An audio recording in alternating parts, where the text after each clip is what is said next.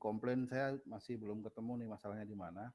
Saya tadi malam Zoom juga, rapat Zoom sama teman-teman kantor gitu. Dikomplain juga kok ini suaranya kecil gitu. Saya pikir apa yang salah gitu, kayaknya handsfree saya agak bermasalah, mungkin sering jatuh kali ya. Ini masih kedengeran kan ya?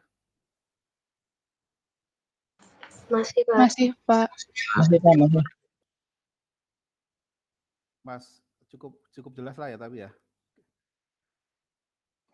Jelas, Pak. Oke, baik kalau gitu.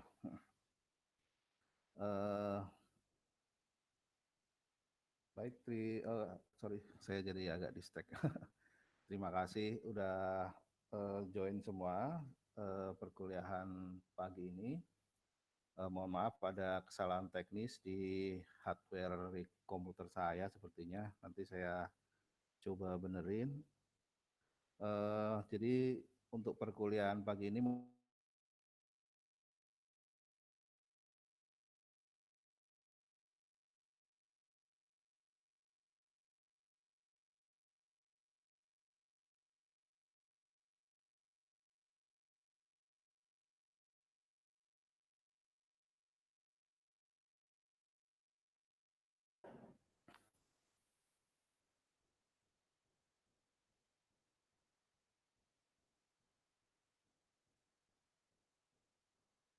Oke, kita mulai sesi pertama, siklus penerimaan. Saya coba ulang dulu sedikit. Jadi untuk perkuliahan setelah UTS sampai dengan berakhirnya UAS nanti, kita ada 6 topik bahasan. Hari ini adalah kita bahas modul penerimaan, kemudian berikutnya modul aset tetap, modul persediaan, modul piutang, modul utang, dan modul akuntansi dan pelaporan. Jadi ini 6 topik yang akan kita pelajari dari selesai UTS sampai dengan nanti UAS. Nah, ada pertemuan ke-7, ini review materi, kemungkinan kita jadwalkan saja untuk kuis keseluruhan. Jadi persiapan sebelum UAS, jadi biar belajarnya tidak terlalu berat, kita ada kuis dulu. Jadi seperti yang kemarin, cuman mungkin ini lebih nanti 2 jam lah ya. Kalau kemarin 1,5 jam, besok kuisnya 2 jam. Kemudian saya mengingatkan lagi aja untuk penugasan, tugas individu kayaknya udah cukup ya, udah 2 kali resume paper. Kemudian tugas kelompok, ada presentasi kelompok, ini masih running, baru 4 kelompok, jadi masih ada 6 kelompok lagi yang akan presentasi setelah UTS ini. Kemudian ada 1 makalah, nanti dibagi 4 kelompok, pembagiannya sudah seperti, kayaknya sudah dibagi.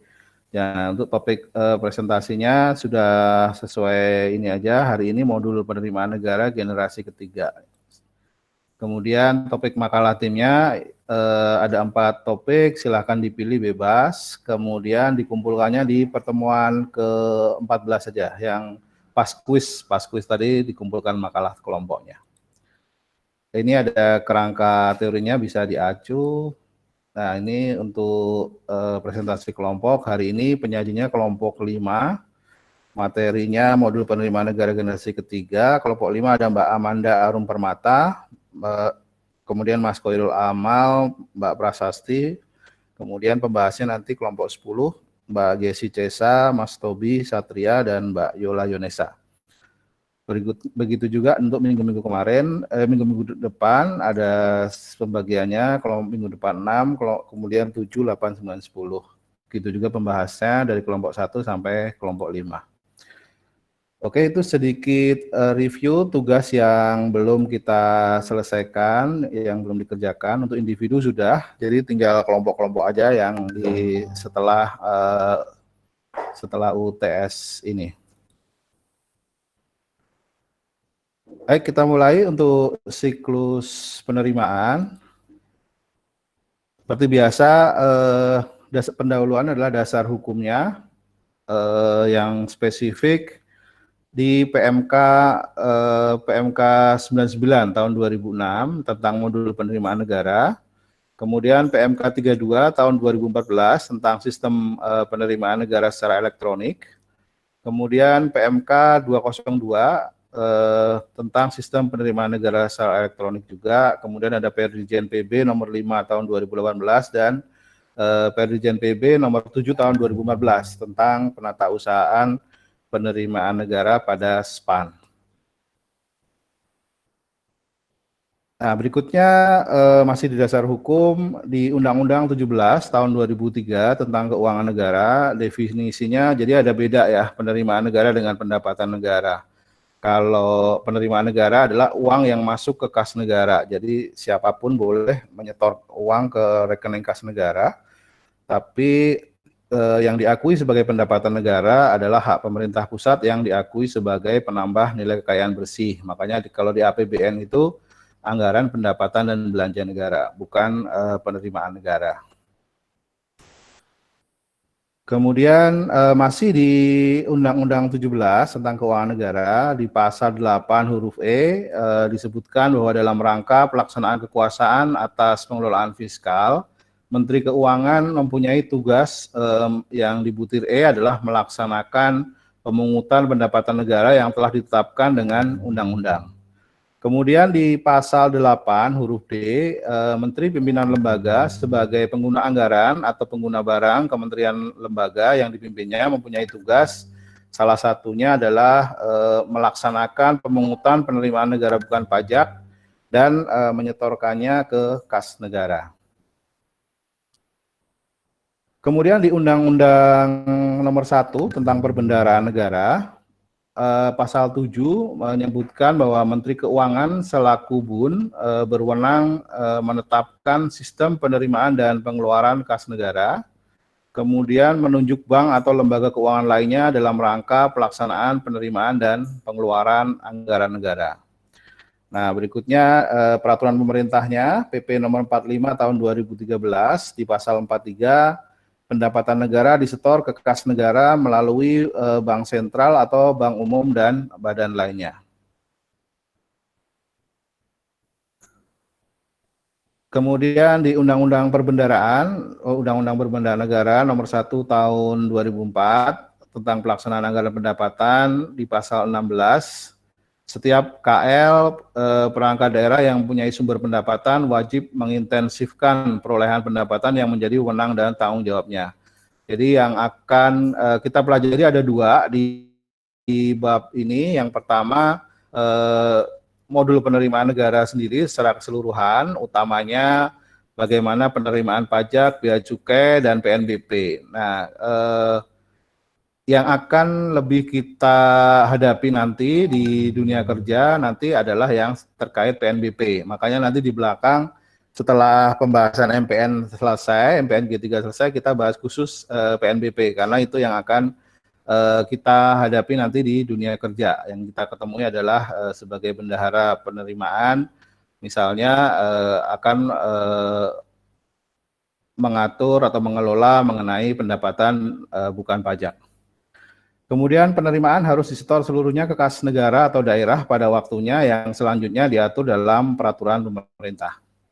Nomor 3, penerimaan Kementerian Negara, lembaga atau satker perangkat daerah tidak boleh digunakan langsung untuk membiayai pengeluaran. Jadi yang bisa langsung adalah badan layanan umum ya. Kalau BLU kayak STAN bisa, penerimaan yang diterima bisa langsung digunakan. Tapi kalau SKPD baik pusat maupun daerah, penggunaannya harus dianggarkan dulu. Kemudian penerimaan berupa komisi, potongan atau bentuk lain sebagai akibat dari penjualan dan atau pengadaan barang dan atau jasa oleh negara daerah adalah hak negara atau hak daerah. Masih di kerangka teori, manajemen pendapatan merupakan komponen kunci pada rantai nilai sistem perbendaharaan. Manajemen pendapatan merupakan tugas yang penting bagi bendahara. Seterusnya bisa kita baca nanti. Nah, ini berikutnya kita pelajari mengenai proses bisnis ya, proses bisnis terkait prosedur pendapatan negara. Pendapatan negara terdiri dari 3 utamanya, pendapatan pajak, kemudian PNBP, pendapatan negara bukan pajak, dan hibah.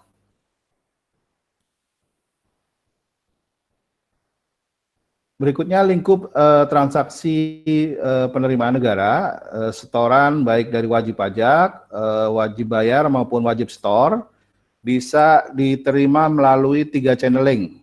Jadi ada penerimaan yang diterima di rekening BUN di Bank Indonesia, kemudian ada penerimaan yang masuk ke rekening kas negara melalui modul penerimaan negara. Nah, ini MPN Now.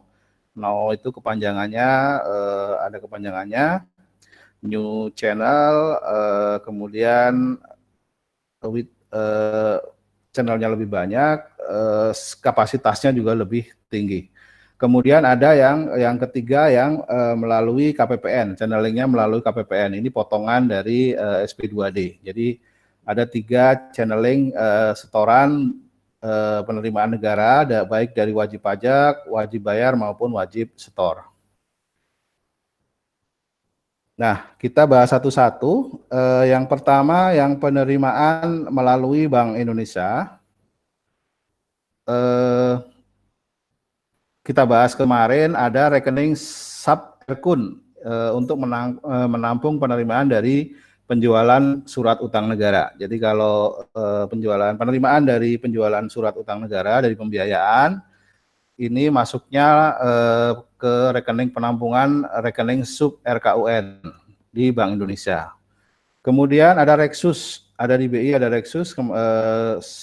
Sebelum UTS kita pelajari ada Reksus untuk menampung penerimaan yang terkait dengan penerimaan pembiayaan, khususnya yang diperoleh dari initial deposit dan replenishment. Nah ini penerimaan yang channelingnya melalui rekening kas umum negara di Bank Indonesia. Nah kemudian yang kedua yang channelingnya melalui modul penerimaan negara atau MPN. Nah channelingnya melalui MPN ini ada 3 nanti. Di pajak, terkait penerimaan pajak, ada aplikasi SSE, kemudian untuk PNBP, ada aplikasi Simponi dari DJA, kemudian untuk bea dan cukai, penerimaan bea cukai, ada aplikasi CSA dari Direktorat Jenderal Bea dan Cukai. Nah, pengertian dari modul penerimaan negara adalah modul penerimaan yang memuat serangkaian prosedur mulai dari penerimaan, penyetoran, pengumpulan data, pencatatan pengikhtisaran, sampai dengan pelaporan yang berhubungan dengan penerimaan negara dan merupakan bagian dari sistem perbendaharaan dan anggaran negara. Ini sesuai PMK 99 tahun 2006. Nah, ruang lingkup dari modul penerimaan negara yang pertama adalah terkait penerimaan perpajakan. Ini tentu saja dominan mayoritas dari penerimaan APBN. Sekarang ini 80% penerimaan pendapatan APBN dari pendapatan pajak. Kemudian yang kedua PNBP, penerimaan negara bukan pajak. Ini juga yang dominan kedua. Sumbernya macam-macam, misalnya PNBP minyak dan gas bumi, penjualan minyak dan gas bumi, kemudian misalnya dari keuntungan BUMN, kemudian PNBP lain dari kementerian, masing-masing kementerian. Kemudian masih channelingnya dari modul penerimaan negara adalah penerimaan dari pengembalian belanja. Kemudian yang terakhir adalah penerimaan PFK atau perhitungan via ketiga. Nah ini ruang lingkup dari penerimaan negara yang channelingnya melalui MPN atau modul penerimaan negara.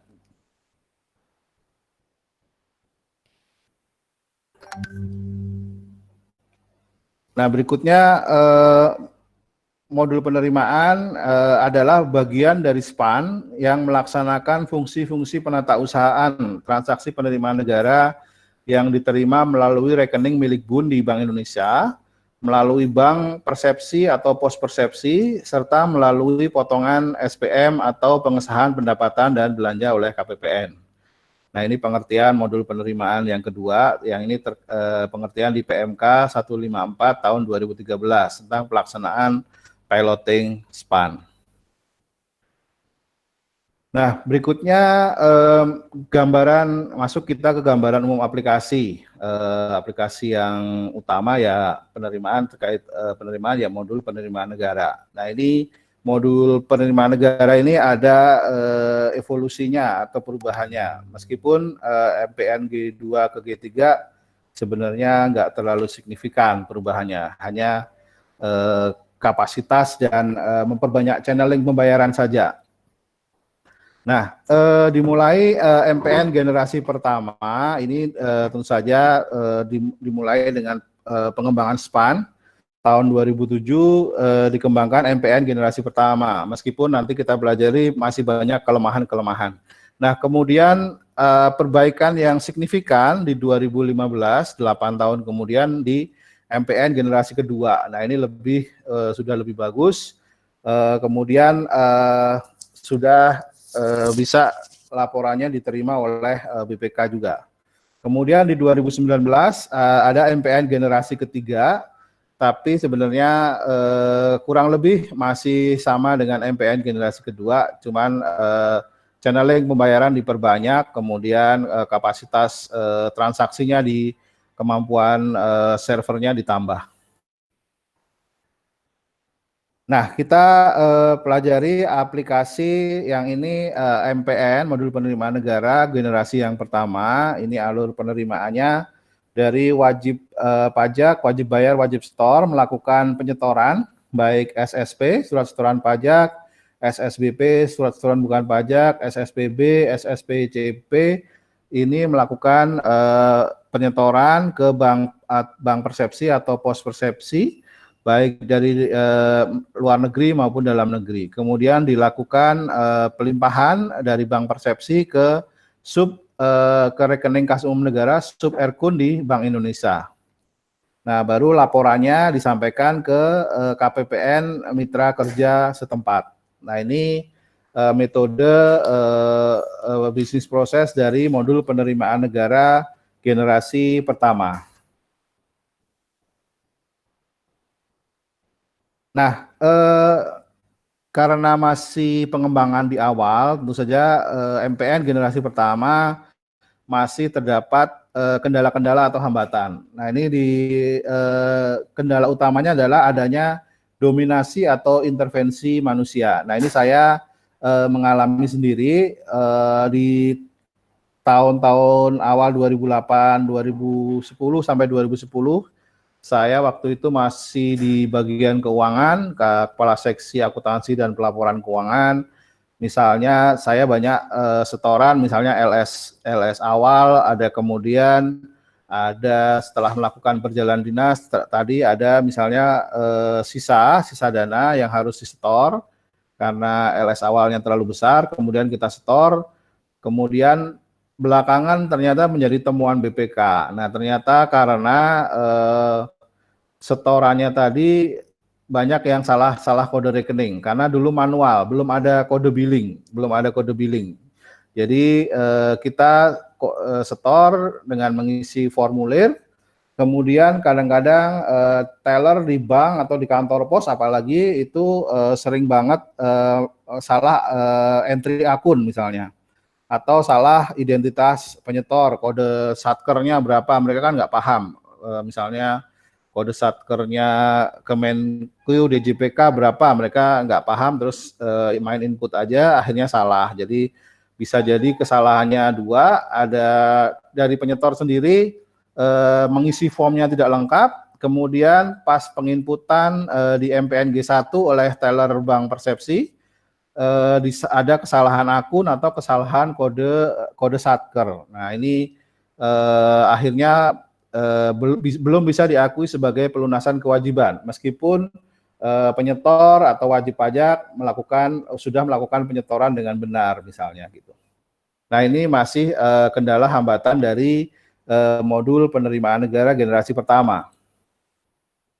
Nah, evaluasi dari modul penerimaan negara generasi pertama Yang pertama, kualitas datanya masih kurang, yaitu banyak reversal. Jadi banyak setoran-setoran yang mental atau reverse balik karena tadi ada salah kode Erkun, salah kode penyetor, satker penyetor, atau salah kode akun gitu. Jadi banyak pas direkonsiliasi nanti banyak terjadi salah-salah nyasar-nyasar akun-akun yang tidak tepat sesuai dengan penyetorannya. Kemudian status transaksi real time masih belum terwujud. Kemudian tadi fleksibilitas penyetoran negara masih kurang.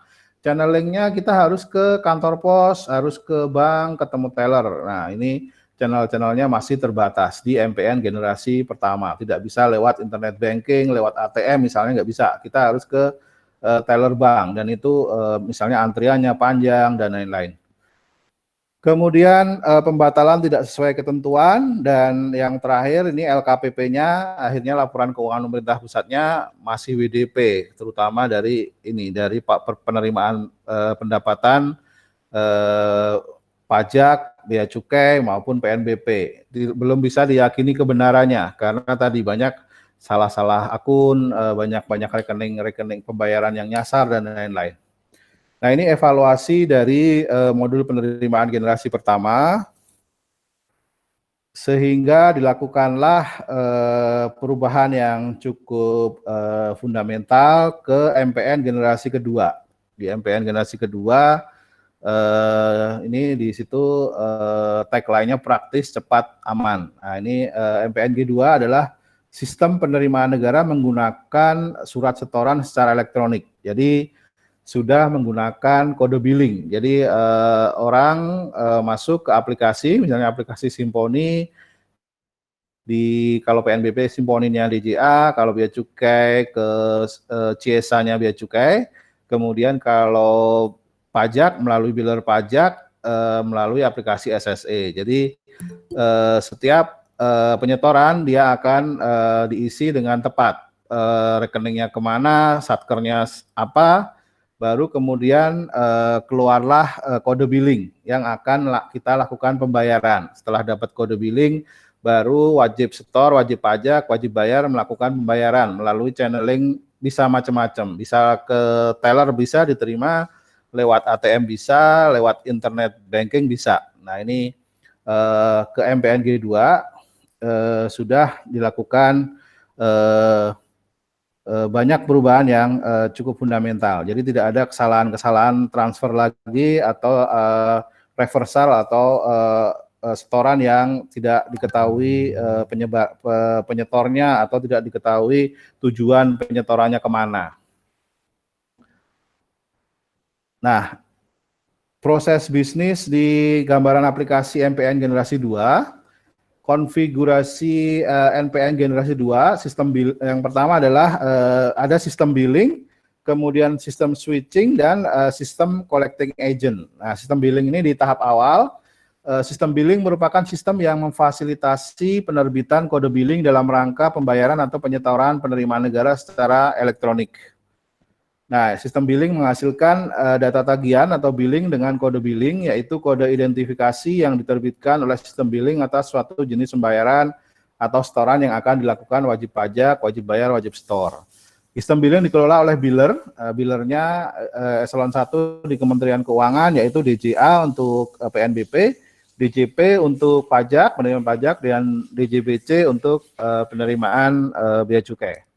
Gambarannya kurang lebih seperti kita beli tiket kereta api misalnya, kita isi-isi form-form dulu sesuai dengan form di aplikasi tadi, Simponi, SSE, kemudian CSA, kemudian dari aplikasi keluarlah kode billing yang harus, kode itu yang harus kita lakukan pembayaran segera lewat channeling-channeling yang ada, yang disediakan. Nah, berikutnya adalah sistem switching. Sistem settlement adalah sistem penerimaan negara yang dikelola oleh Dirjen Perben yang memfasilitasi penyelesaian proses pembayaran dan pemberian NTPN. Berdasarkan kode billing, sistem settlement memberikan konfirmasi atas permintaan pembayaran yang disampaikan oleh bank persepsi. Setelah memberikan konfirmasi data pembayaran, sistem settlement menerbitkan NTPN, nomor transaksi pembayaran penerimaan negara, selain notifikasi atas diterimanya pembayaran di rekening kas negara. Nah, sistem switching mempunyai fungsi menyiapkan interface ke arah sistem settlement dan dari arah bank atau pos persepsi serta menyiapkan link yang terhubung ke bank persepsi. Nah, itu tadi sistem switching. Nah, yang terakhir adalah sistem collecting agent.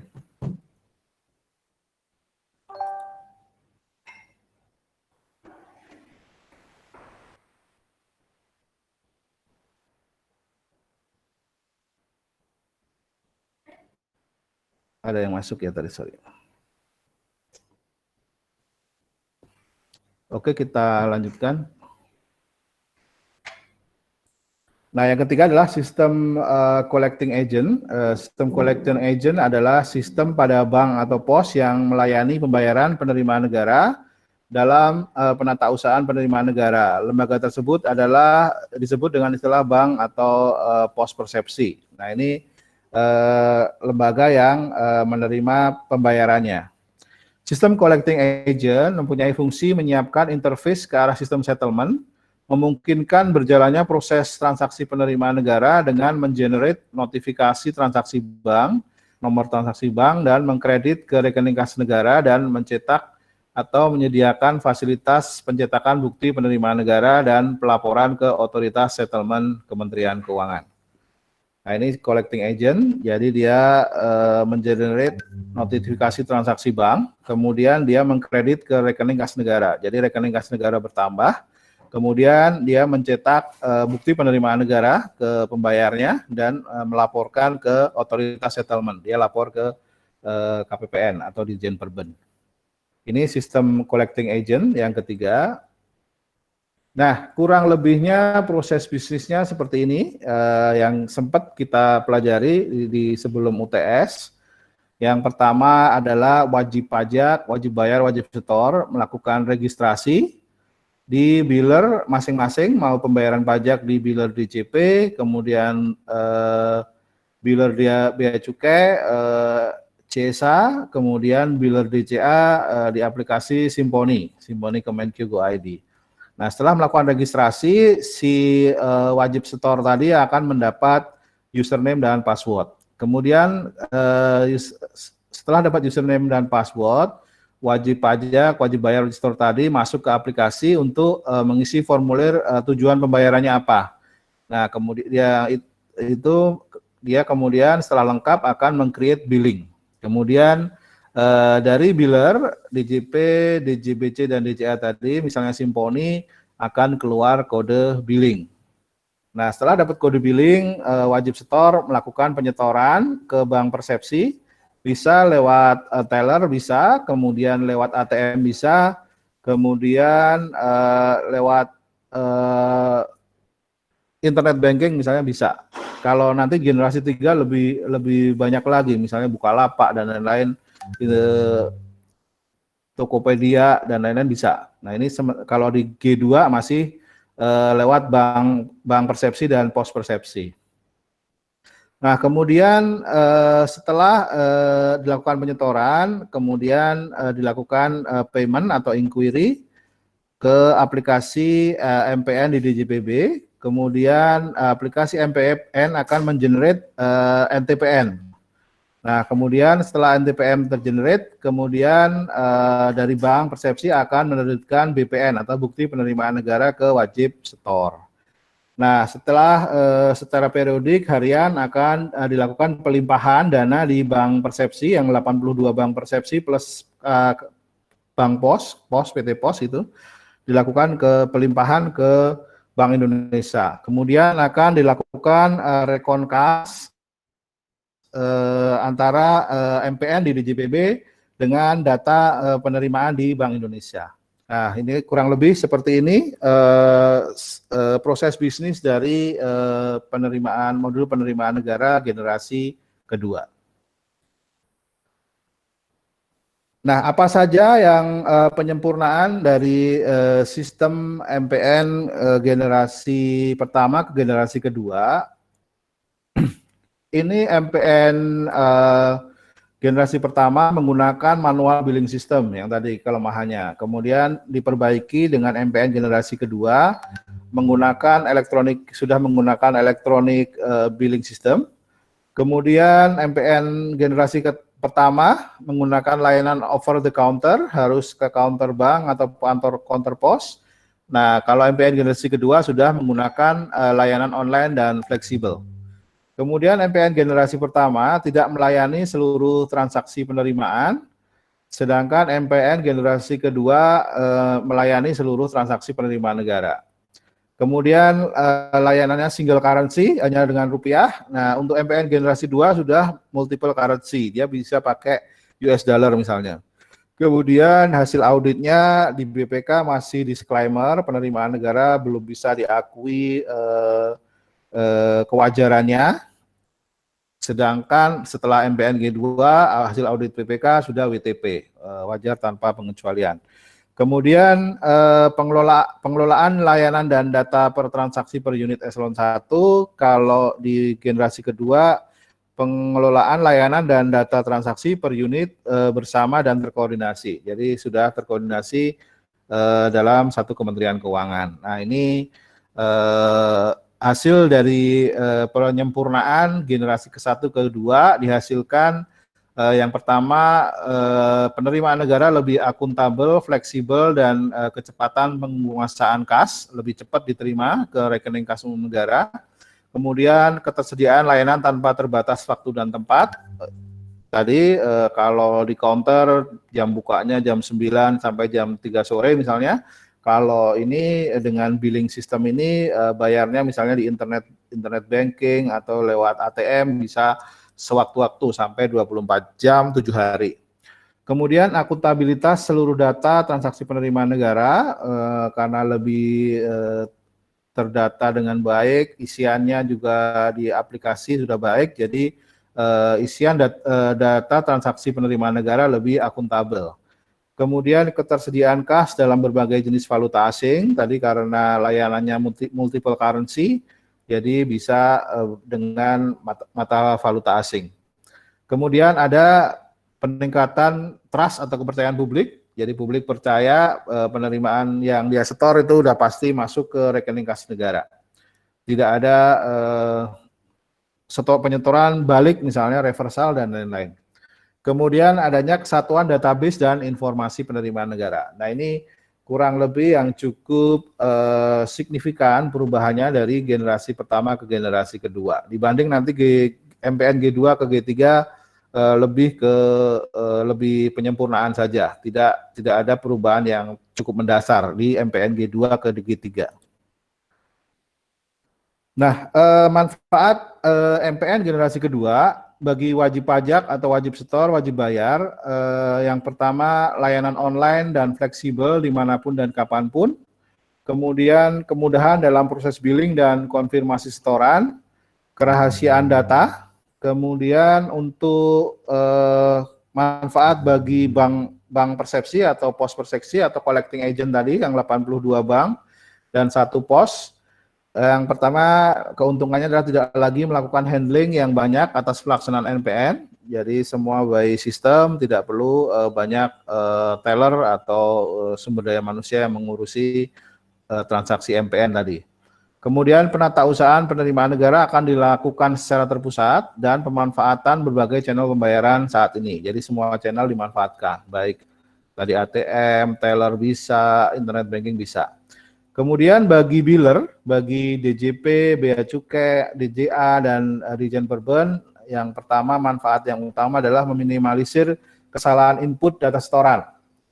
Ini yang paling penting. Kemudian informasi pembayaran tagihan dapat diperoleh dengan cepat dan akurat, dan dapat mengolah dan menyajikan data setoran sesuai kebutuhan. Nah, manfaat bagi Dirjen Perben khususnya terkait MPN G2 adalah penatausahaan penerimaan MPN secara terpusat oleh Direktorat Pengelolaan Kas Negara Kemudian penggunaan jasa switcher dalam pengembangan dan pengelolaan MPN. Kemudian penghematan terhadap biaya operasional yang harus ditanggung oleh pemerintah atas pelaksanaan MPN.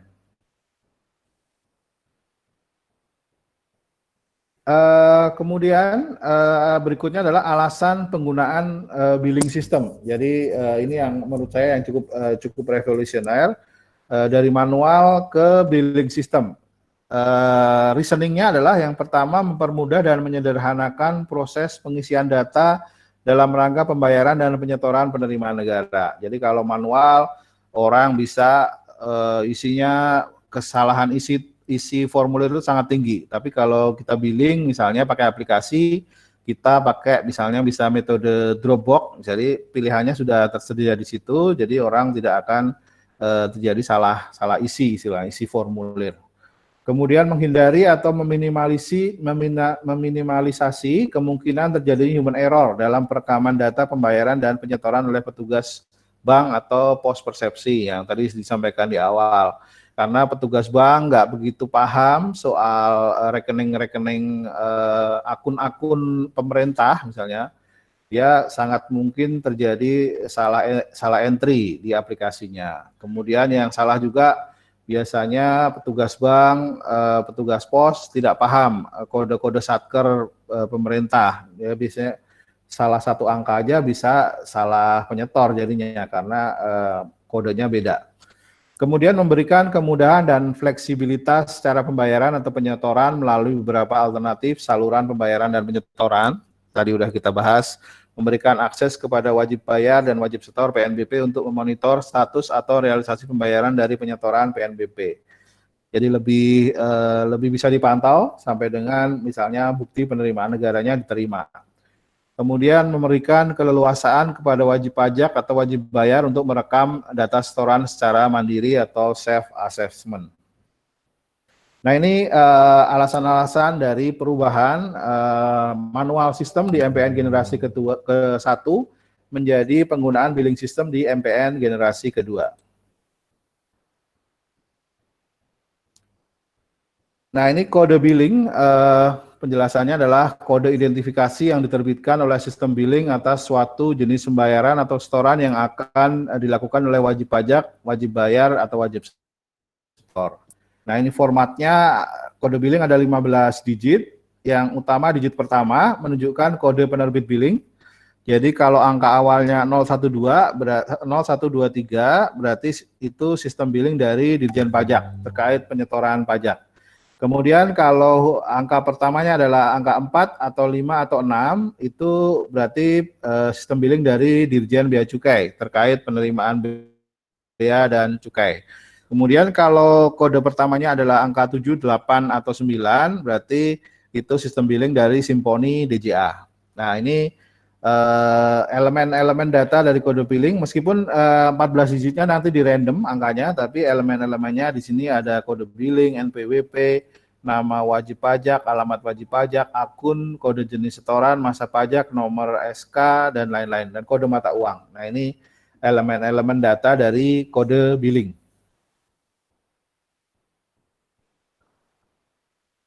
Nah ini kemudian alur pembayaran di MPN generasi kedua, wajib pajak, wajib setor, wajib bayar kurang lebih sama dengan tadi, ini lebih detail lagi, lebih jelasnya lagi ya. Akses misalnya portal pajak untuk penerimaan pajak atau portal Simponi untuk PNBP, ini aksesnya di HTTP SSE pajak, kalau pajak, kalau Simponi www.simponi.kemenq.go.id.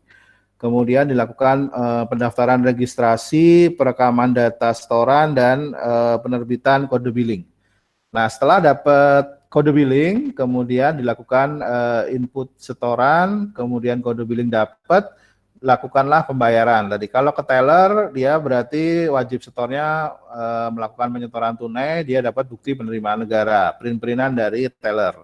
Kemudian kalau lewat ATM berarti dia melakukan pendebitan rekening dari wajib setor, dan struk ATM dianggap sebagai bukti penerimaan negara. Kemudian kalau e-banking, dia bayar kode billingnya via e-banking, berarti juga sama dilakukan pendebetan rekening, konfirmasi dari e-bankingnya dia berlaku sebagai bukti penerimaan negara. Kemudian kalau digesek lewat EDC, baik kartu kredit maupun kartu debit, dilakukan pendebetan rekening dan struk dari EDC tadi juga dianggap sebagai bukti penerimaan negara.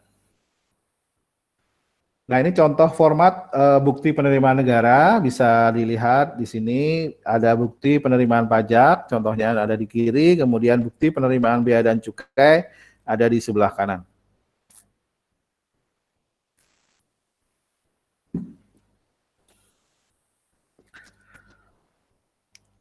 Berikutnya penata usahaan rekening pada MPN generasi kedua. Hanya terdapat satu buah rekening untuk masing-masing jenis mata uang pada bank atau pos persepsi untuk menampung seluruh penerimaan negara. Kemudian rekening berada di kantor pusat bank atau salah satu cabang bank yang ditunjuk. Kemudian seluruh transaksi penerimaan negara langsung dikreditkan ke rekening persepsi atau rekening KPPN khusus penerimaan pada masing-masing bank pos persepsi. Pelimpahan penerimaan negara dari rekening penerimaan ke rekening sub RKUN di PKN mengikuti ketentuan, kemudian batas cut-off transaksi yang tercatat pada rekening koran mengikuti ketentuan di masing-masing bank persepsi. Kemudian kantor cabang bank atau pos persepsi sebagai payment channel melalui kantor pusat atau cabang yang ditunjuk untuk mengakses ke sistem settlement. Bank persepsi menyediakan media penyetoran untuk WP, wajib pajak, wajib bayar, wajib setor yang berdasarkan ID billing. Ini penata usahaan rekening pada MPN generasi kedua. Kemudian berikutnya prosedur penerimaan setoran melalui teller, ATM, dan e-banking. Sebenarnya sudah kita jelaskan di depan tadi, kita step-stepnya kita ulang. Kemudian sistem bank persepsi menerbitkan dan mencetak bukti penerimaan negara.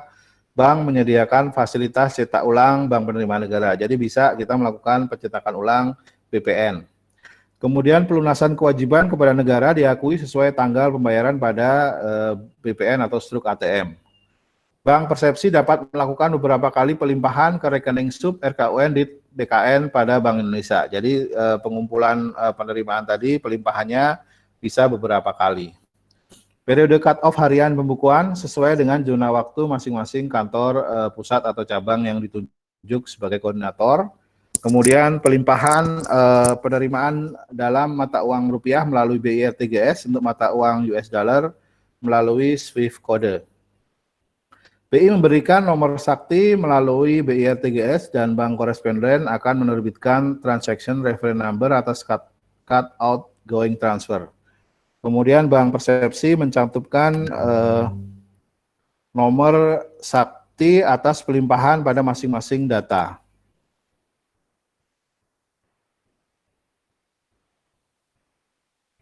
Berikutnya pelaporan penerimaan negara, prosedur penerimaan setoran melalui teller, ATM, dan e-banking. Kemudian Bank Pos mengirimkan LHP atau laporan harian penerimaan dan rekening koran elektronik ke KPPN khusus penerimaan melalui portal rekonsiliasi. Jadi Bank Persepsi mengirimkan LHP, laporan harian penerimaan dan rekening koran ke KPPN khusus penerimaan melalui portal rekonsiliasi. Laporan harian penerimaan dibuat per rekening kas negara persepsi. Kemudian ada ini penamaan file LHP, penamaan file DNP, dan format file teks DNP sudah ada formatnya. Nah, ini contoh pelaporan penerimaan negara. Ini LHP, laporan harian penerimaan. Formatnya kurang lebih seperti ini.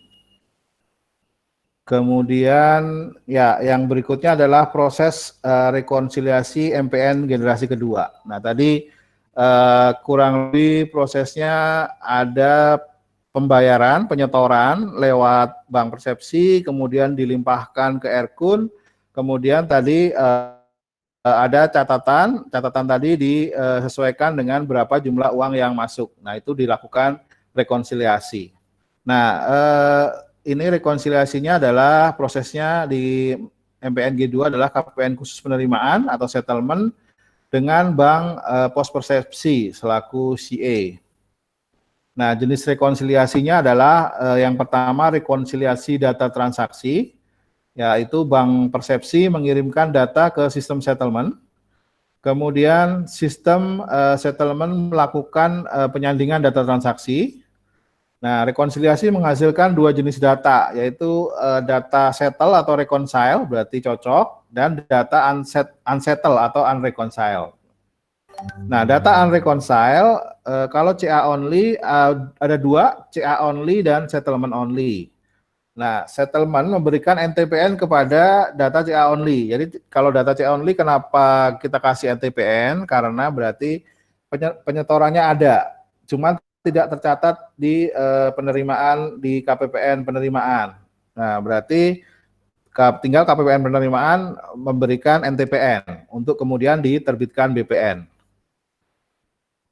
Nah, kemudian kalau kondisinya adalah settlement datanya settlement only, ini akan diperlukan investigasi rekonsiliasinya. Kenapa? Karena tidak ada penyetoran, tapi ada pencatatan. Nah, ini perlu diinvestigasi apa catatan apa tadi. Nah, rekonsiliasi transaksi dilakukan dengan membandingkan data setoran penerimaan negara yang diterima dari Bank Persepsi dengan data penerimaan negara yang tercatat pada sistem MPN G2. Rekonsiliasi kas dilakukan dengan membandingkan jumlah uang yang dilimpahkan ke sub rekening Erkun penerimaan dengan kewajiban pelimpahan oleh Bank Persepsi berdasarkan transaksi penerimaan negara pada hari kerja berkenaan. Jadi ada rekonsiliasi data dan rekonsiliasi kas. Nah, ini proses rekonsiliasi transaksi, ini CA dari Bank Persepsi menyampaikan data transaksi ke KPPN khusus penerimaan melalui sistem settlement MPN. Kemudian dilakukan proses rekon dengan data kuncinya adalah ID billing, NTB, nilai setoran, tanggal buku, dan NTPN. Nah, kalau settle atau reconcile berarti dia bisa selesai. Kalau CA melakukan kalau tidak reconcile, tidak sama, dilakukan klarifikasi. Kemudian kalau dia CA only, pencatatannya ada tapi tidak ada di pencatatan, setorannya ada tapi tidak ada pencatatan di KPPN khusus penerimaan, berarti dia diberikan NTPN. Kemudian status berikutnya adalah settle atau reconcile. Nah, kemudian kalau tidak reconcile, ini berarti settlement only, dilakukan penelitian lebih lanjut. Nah, kalau rekonsiliasi kasnya, ini ada catatan di Bank Persepsi, rekening koran nomor sakti dengan di Bank Indonesia, dengan catatan di Bank Indonesia, kemudian di SPAN dilakukan rekonsiliasi kas. Apakah terjadi kurang lebih limpah? Kalau tidak, berarti laporan rekonsiliasi dan pelimpahan. Kemudian kalau ya, berarti tidak dilakukan rekonsiliasi lebih lanjut.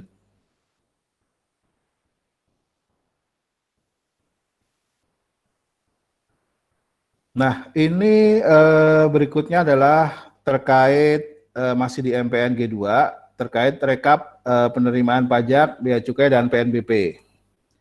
Nah, ini terkait summary pajak, mulai 1 November 2017 telah diterapkan sistem summary untuk penerimaan perpajakan untuk bilar pajak. NTPN setoran dengan unsur sama pada rekening MPN G2, yaitu tanggal buku, kode akun, dan kode satker. Jadi tanggalnya sama, akunnya sama, satkernya sama, akan dibuatkan satu NTPN rekap secara otomatis yang selanjutnya akan diinterface ke SPAN. Nah, koreksi di SPAN hanya mengoreksi NTPN summary. Berikutnya summary di bea cukai kurang lebih sama, tapi dia mulainya 1 November 2019, baru saja berarti baru kemarin telah diterapkan, atau tahun kemarin telah diterapkan sama sistem summary untuk penerimaan bilar bea cukai. Nah, ini NTPN setoran dengan unsur sama pada satu rekening MPN G3, yaitu ada tanggal bukunya sama, kode kantor penerima bea cukainya sama, KPBJ-nya sama, akan dibuatkan satu NTPN summary secara otomatis yang selanjutnya akan diinterface ke SPAN. Koreksi di SPAN hanya akan mengoreksi NTPN summary. Nah, untuk PNBP di DJA, aplikasi Simponi sama, mulainya dari baru 1 November 2019, berarti sudah MPN G3, telah diterapkan sistem summary untuk penerimaan PNBP Biller DJA, hanya untuk jenis penerimaan terpusat, khusus kode akun, ya ini kode akunnya tertentu. Kemudian NTPN setoran dengan unsur sama pada satu rekening NPN G3, yaitu tanggalnya sama, kode akunnya sama, kode satkernya sama, akan dibuatkan satu NTPN summary secara otomatis yang selanjutnya akan diinterface ke SPAN. Nah, koreksi di SPAN hanya mengoreksi NTPN summary.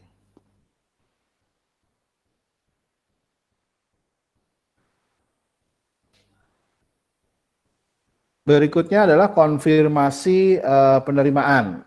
Konfirmasi penerimaan merupakan proses validasi terkait pembukuan penerimaan negara.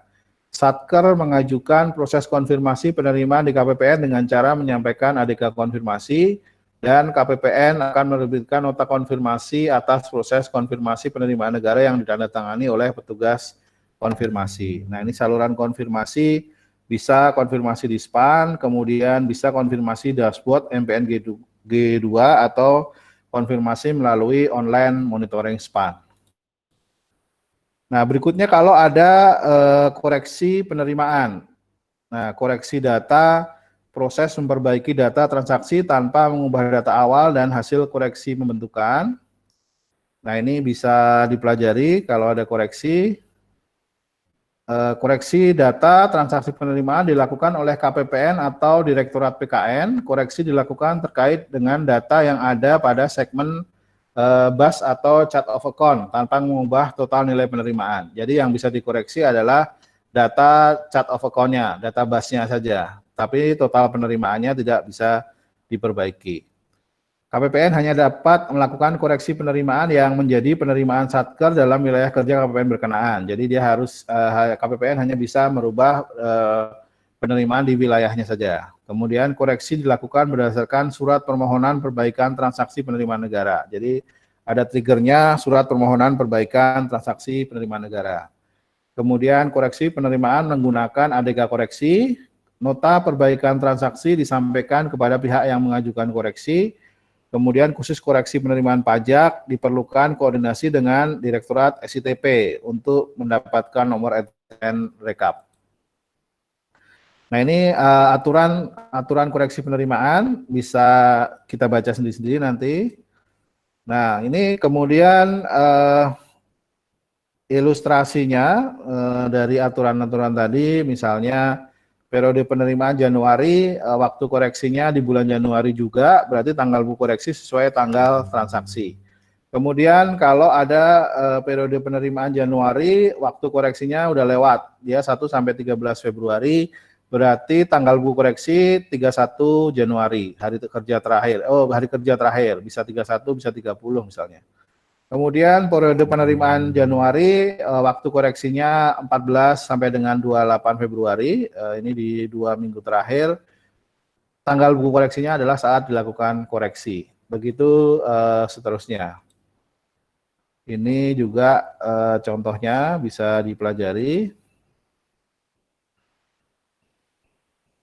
Nah, kita masuk ke MPN generasi ketiga. Nah, tadi setelah perubahan yang cukup signifikan dengan metode billing di MPN G2 yang sudah bisa menyelesaikan banyak permasalahan, ini dilakukan penyempurnaan lagi di MPN generasi ketiga. Nah, ini latar belakangnya kenapa dilakukan perubahan ke MPN generasi ketiga. Yang pertama adalah memberikan jaminan keyakinan kepada stakeholder bahwa sistem MPN dapat diandalkan dalam pengelolaan penerimaan negara. Kemudian meningkatkan keandalan sistem baik software maupun hardware dalam melayani transaksi penerimaan negara yang handal, relevan dan akurat, dan semakin besar di masa datang. Jadi keandalannya ditingkatkan, kemudian keakuratan, relevan, dan kemampuan hardware-nya ditingkatkan. Kemudian memperluas jangkauan layanan bagi wajib pajak, wajib bayar, wajib setor dalam melakukan penyetoran penerimaan negara agar lebih mudah dan praktis dengan mengikuti perkembangan dunia digital. Jadi tidak hanya lewat bank persepsi dan kantor pos, sekarang channel-channeling misalnya Bukalapak, Tokopedia dan lain-lain bisa dilakukan, bisa diterima penerimaannya. Jadi orang dibuat semakin mudah melakukan pembayaran pajak, bea cukai, kemudian PNBP harus semakin mudah agar terjadi peningkatan penerimaan negara. Nah itu kurang lebih latar belakangnya. Nah ini tren transaksi modul penerimaan negara dalam jutaan transaksi di 2014, 15, 16, 17 sampai puncaknya di 2018 ada 95 juta transaksi penerimaan negara penyetoran ke Erkun di tahun 2018. Meskipun di 2019 sedikit menurun menjadi 78,3 juta transaksi. Nah, tadi kita udah bandingkan MPN generasi kedua dengan generasi ke-1 yang keunggulannya ada di generasi 2. Sekarang kita bandingkan dengan MPN generasi ketiga. Nah, ini yang pertama perangkat infrastruktur pengadaannya tahun 2011. Di generasi ketiga dilakukan pemutakhiran hardware perangkat infrastruktur baru dengan meningkatkan kapasitas server dan database. Kemudian jumlah transaksinya adalah 60 transaksi per second. Kalau yang G3 sudah meningkatkan jumlah transaksi yang dapat dilayani menjadi 1000 transaksi per second. Jadi dalam waktu bersamaan bisa menerima transaksi 1000. Kalau dulunya hanya 60. Kemudian MPN G2 membuat billing ke masing-masing interface biller DJ melalui Simponi, DJP melalui SSE, dan BC melalui CEISA. Di MPN G3 dilakukan pembangunan portal penerimaan negara sebagai opsi bagi WP, WB, dan WS untuk pembuatan billing dan pembayaran pajak, PNBP, dan bea cukai dalam satu website. Ini masih progres, jadi di BRI, BNI, dan Mandiri. Kemudian konfirmasi, koreksi, dan rekonsiliasi kas dilakukan di SPAN. Nah, untuk MPN G3, konfirmasi, koreksi, dan rekonsiliasi kas dilakukan di MPN-nya sendiri. Kemudian pembayaran melalui channel pembayaran perbankan dan pos. Tadi Bank Pos Persepsi saja, 82 plus 1. Sekarang di MPN G3 ada penambahan channel pembayaran melalui e-commerce dan fintech, seperti Tokopedia, Vinet, dan Bukalapak. Kemudian MPN G2 messaging-nya adalah web service, XML, dan ISO 8583. Nah, kalau di MPN G3 messaging-nya sudah web service, XML juga, ISO N, dan ISO 8583. Kurang lebih sama, hanya ISO N-nya yang bertambah. Nah, ini adalah perbaikan dari MPN G2 ke MPN G3. Nanti kelompok 5 akan lebih detail membahas mengenai hal ini gitu. Kemudian portal SSO dan MPN G3 kurang lebih portal SSO bikin kode billing melalui wajib bayar melalui create billing payment, kemudian melalui biller create billing, kemudian dilakukan payment melalui collecting agent, bank pos, dan tadi fintech dan Bukalapak dan Tokopedia. Kanal bayarnya, kemudian kanal bayarnya bisa MPN G3 adalah edisi mobile app, kemudian ya tadi perubahannya di situ saja sebenarnya. Kurang lebih yang lain sama. Sistemnya masih sama, cuman channelingnya bertambah dan kapasitas transaksi per secondnya menjadi meningkat dari 60 ke 1000. Kemudian portal rekonsiliasi generasi ketiga, dilakukan upgrade portal rekonsiliasi dari G2 menjadi G3. Ini baru tahun lalu, minggu ketiga November 2019. Jadi ada perubahan format laporan rekening koran. Rekening koran merupakan detail transaksi MPN yang terjadi pada core banking dan collection agent lembaga persepsi lainnya berdasarkan nomor rekening persepsi penerimaan negara atau account yang dipersamakan. Kemudian file rekening koran harian dikirim atau upload oleh collection agent atau lembaga persepsi lainnya sesuai dengan cut-off core dari bank collection agent tersebut melalui portal Rekon MPN G3. Jadi kalau sebelumnya Rekon dilakukan di SPAN, kalau sekarang melalui portal Rekon MPN sendiri. Rekening koran elektronik dilaporkan berdasarkan cut-off bank, sehingga dalam satu file rekening koran bisa memuat lebih dari satu tanggal buku.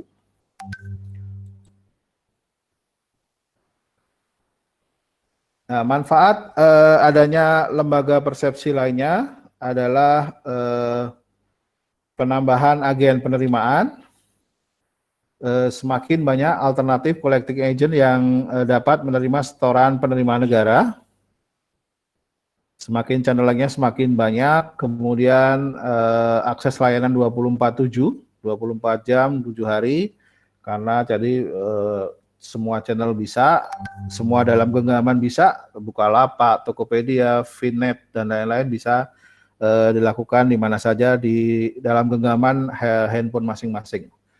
Kemudian mendorong cashless payment, ini menambah alternatif kanal pembayaran non-tunai, semakin banyak tersedia, jadi orang semakin nggak perlu ke counter bank maupun pos. Kemudian tarif imbalan jasa lebih murah, tarif imbalan jasa pelayanan 2.000 lebih murah dibandingkan perbankan yang biasanya 6.500 misalnya. Jadi dengan e-commerce Bukalapak, Tokopedia, pembayaran bisa biayanya makin murah, hanya kena cas 2.000. Nah, berikutnya adalah alur pelimpahan dan pelaporan. Lembaga persepsi lainnya, LPL, tadi bisa e-commerce, Finet, Bukalapak, kemudian Tokopedia ini LPL bekerjasama dengan bank mitranya yang harus peserta BIRTGS untuk menampung dan melimpahkan penerimaan negara.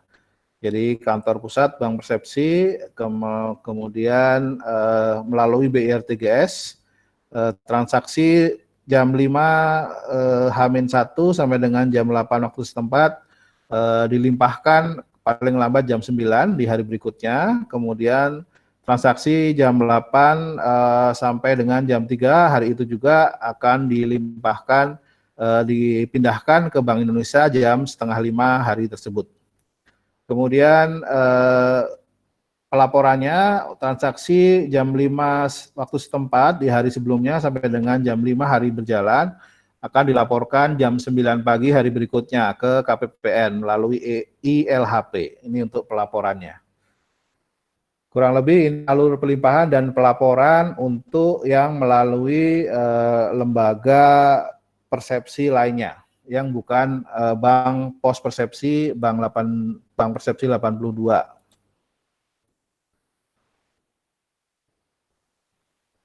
Nah ini perbandingannya bisa dipelajari sendiri kurang lebih keuntungan penyetoran di bank persepsi maupun kanal melalui lembaga persepsi lainnya.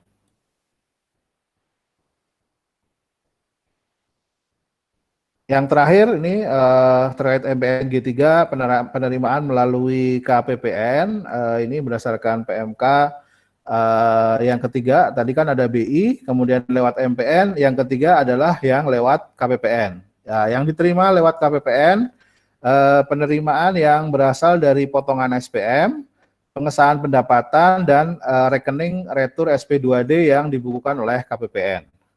Dalam hal penerimaan negara memerlukan NTPN, dapat mengacu pada nomor rekening penerimaan yang diberikan oleh SPAN, kemudian NTPN untuk potongan SPM adalah nomor SP2D. Jadi NTPN-nya adalah nomor SP2D untuk potongan SPM.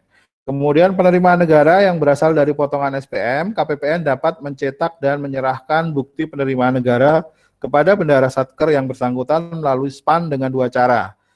Yang pertama, cetak bukti penerimaan negara lewat modul PM di seksi bank dalam hal yang meminta adalah satker mitra kerja KPPN, atau yang kedua, cetak laporan daftar penerimaan lewat modul GR dalam hal yang meminta adalah KPP mitra kerja KPPN. Kalau KPP yang minta berarti cetak laporan lewat modul GR, kalau yang minta satker dicetak BPN lewat modul PM.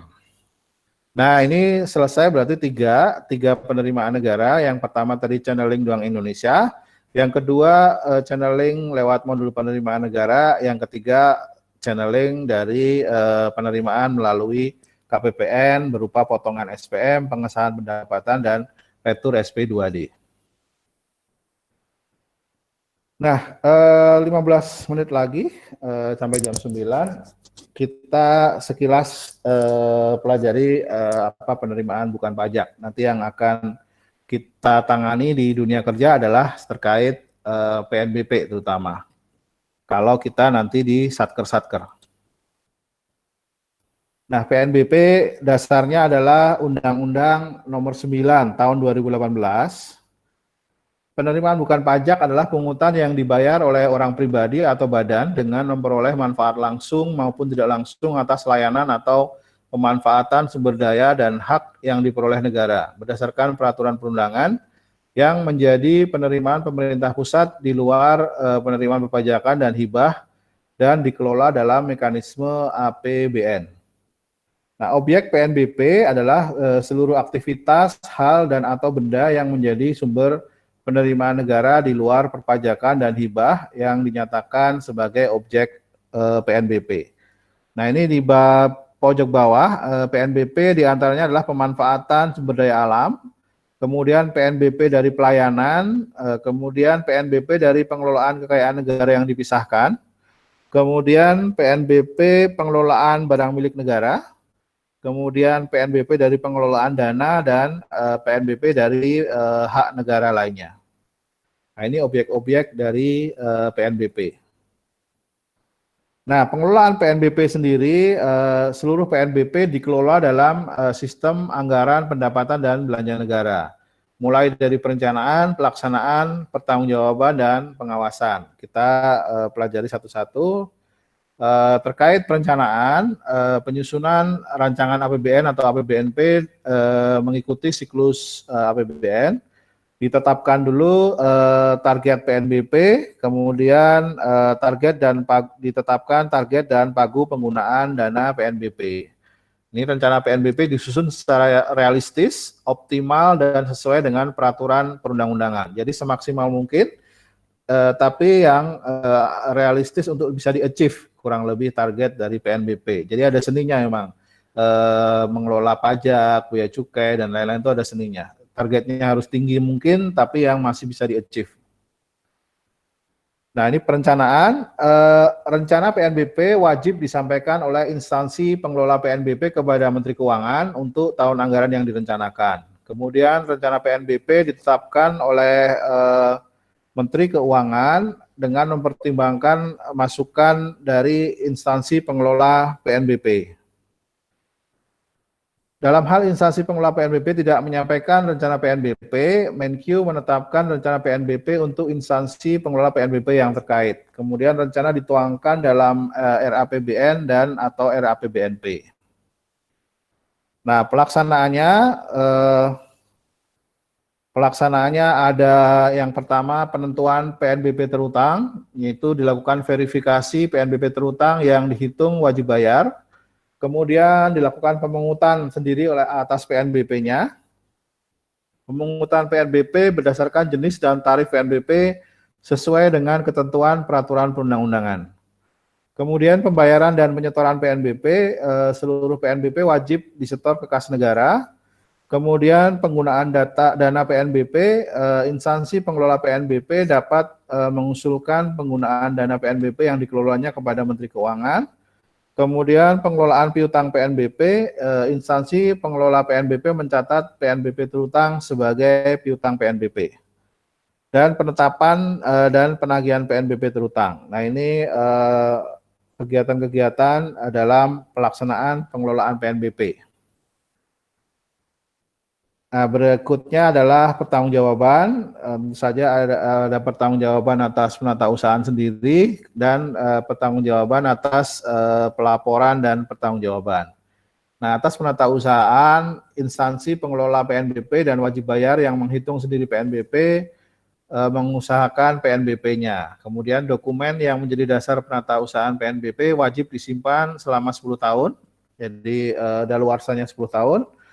Kemudian terkait pelaporan dan pertanggungjawaban, dalam rangka pertanggungjawaban PNBP, wajib bayar yang menghitung sendiri PNBP terutang wajib menyampaikan laporan realisasi PNBP dan laporan PNBP terutang kepada instansi pengelola PNBP. Kemudian laporan realisasi PNBP dan laporan PNBP terutang paling sedikit memuat jenis, periode, dan jumlah PNBP.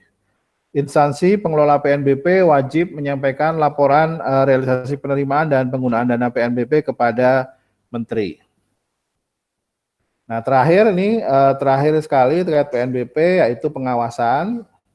Setiap instansi pengelola PNBP melaksanakan pengawasan intern atas pengelolaan PNBP sesuai dengan ketentuan peraturan perundang-undangan. Kemudian pengawasan intern atas pengelolaan PNBP dilakukan oleh aparat pengawasan intern pemerintah yang bertanggung jawab langsung kepada menteri atau pimpinan lembaga.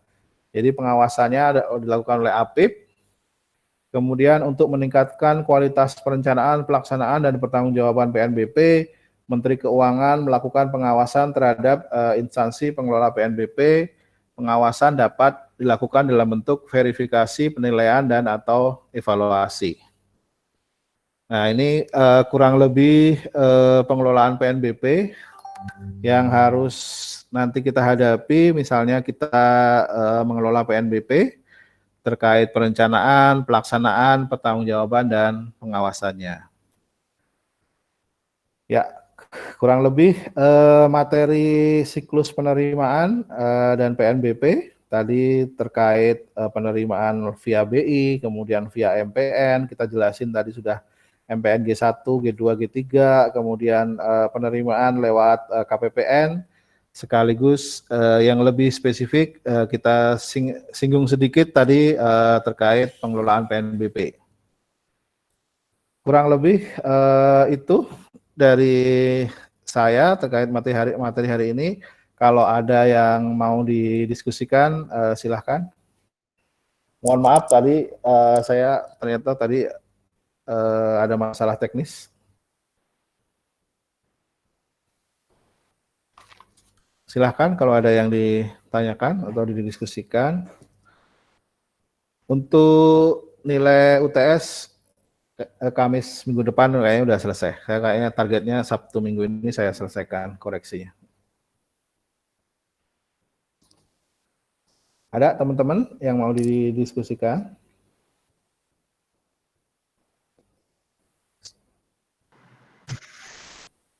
Minta maaf saya nggak pakai kamera dulu.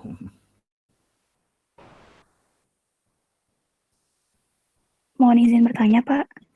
Ya, silakan Mbak Winona. Ini Pak, untuk bukti penerimaan negara BPN itu tuh apakah statusnya sama kayak surat setoran gitu ya, pakai setara gitu Pak? Tahu bagaimana? Terima kasih Pak.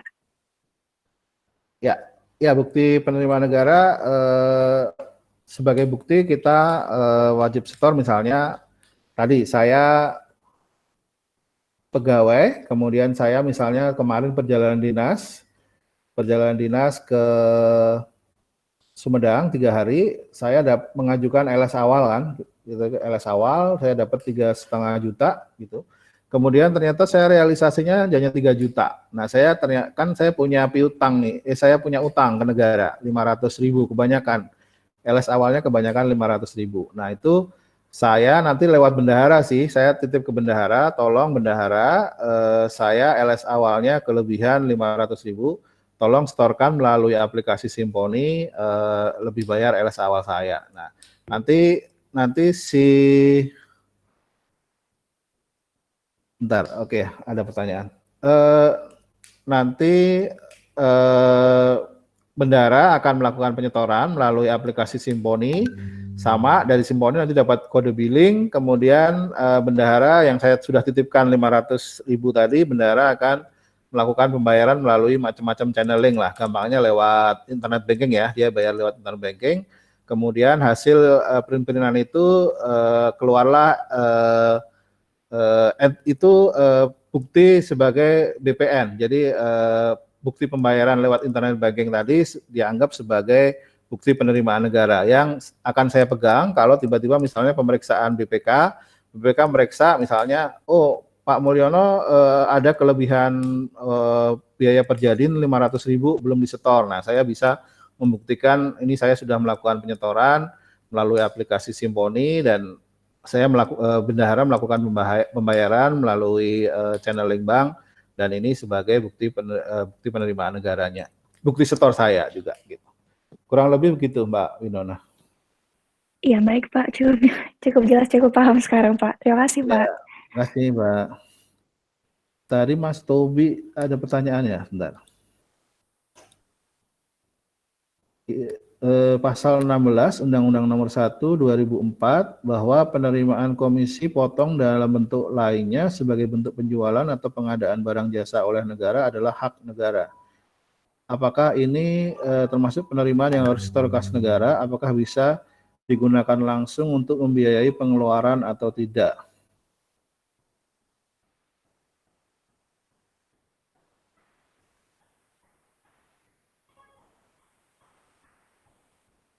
Bentar, bahwa penerimaan porsi. Oh ya, itu penerimaan negara, tapi nggak bisa digunakan langsung, dia. Dia harus di-store ke RKUN dulu. Kemudian kalau kita mau menggunakan PNBP tersebut, ya harus pakai mekanisme tadi, penganggaran perencanaan dari awal gitu. Nah, yang boleh langsung adalah yang BLU, Badan Layanan Umum, misalnya STAN ada penerimaan PNBP misalnya dari seleksi mahasiswa baru misalnya 100.000 kali sekian mahasiswa. Nah itu kalau BLU bisa, saya kurang tahu teknisnya ya berapa persen yang bisa digunakan, tapi bisa langsung digunakan untuk operasional dari BLU STAN gitu. Khusus BLU bisa, tapi ya kalau yang lain dia pakai mekanisme penganggaran biasa. Jadi semua penerimaan harus di-store dulu, baru untuk penganggaran PNBP-nya harus dianggarkan mekanisme APBN. Kurang lebih gitu Mas Tobi. Oke Mas Tobi, terima kasih. Nah, ada lagi? Sebenarnya Pak. Ya Mbak Nur, Mbak Dita. Mbak Dita dulu. Oh iya Pak, izin bertanya Pak. Nah kalau waktu memakai MPNG1 itu masih memakai sistem yang manual ya Pak. Kalau misalkan MPN G2 sama G3 itu dia udah terkoneksi dengan internet. Nah pengendaliannya itu agar tidak terjadi kebocoran data atau peretasan itu yang tidak disalahgunakan oleh pihak lain itu kayak gimana ya Pak caranya? Yang MPN G2, G3 ya? Iya Pak, soalnya udah pakai online itu. Oh ya. Ya, terima kasih Pak. Terima kasih Mbak Dita. Ya itu pasti gampangnya saya pernah cerita pembayaran kartu kredit misalnya. Kartu kredit itu kan ada kode SSL ya, SSL gitu. Itu gampangnya security-nya dia itu 25 pintu misalnya. Hacker pun kalau mau jebol itu harus berlapis-lapis. Jadi saya yakin banget sih keamanannya SPAN, kemudian MPN G1, G2, G3 itu pasti sudah berlapis-lapis. Jadi beda dengan website yang nggak bernilai misalnya. Website KPU misalnya itu security-nya menurut saya sangat rendah. Jadi karena paling hanya wibawa pemerintah, misalnya website KPU dihack sama hacker gitu. Itu tapi menurut saya akan security-nya jauh lebih rendah dibandingkan yang transaksi-transaksi yang terkait keuangan. Apalagi penerimaan negara yang nilai APBN-nya 2.500 triliun ya, pasti security-nya akan sangat tinggi. Jangankan untuk MPN lah ya, untuk bank aja yang sekelas ya bank kan kartu kredit kan nggak terlalu besar nilainya mungkin.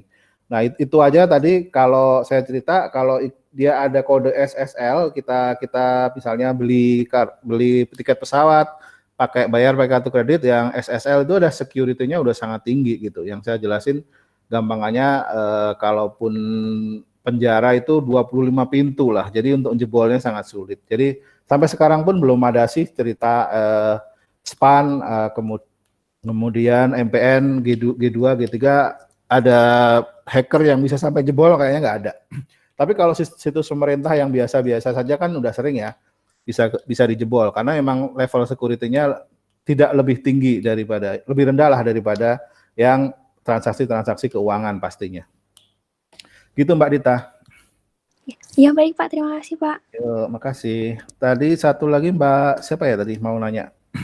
Saya Pak. Ya Mbak Nur Ivani silakan. Mau bertanya aja nih Pak. Di slide 17 kan disebutkan evaluasi MPN G1 kan LKPP tidak diyakini terus dapat WDP, tapi di slide yang bawah itu yang 23 itu audit BPK disclaimer itu memang beda LKPP atau gimana ya Pak? Makasih. Ya. Jadi setahu saya LKPP WDP ya. Dulu sempat disclaimer ya. Kayaknya di awal-awal masih disclaimer, tapi makin ke belakang masih pakai MPN G1 juga. Kita udah ada meningkat LKPP-nya, udah WDP, tapi penyebabnya sama, dua-duanya gara-gara penerimaan negara waktu rekonsiliasi itu banyak yang salah-salah kode rekening lah, banyak-banyak yang nyasar dan itu nilainya material di atas 5% kesalahannya. Jadi gampangannya sebenarnya disclaimer gitu, tapi kan makin tahun tingkat kesalahannya makin dikit. Jadi kalau pas MPN G1 yang akhir LKPP sudah WDP, tapi di awal-awal di 2007-an itu masih disclaimer gitu. Tapi kan tiap tahun dengan adanya rekomendasi BPK, misalnya di sisi aset diperbaiki, di sisi yang lain diperbaiki.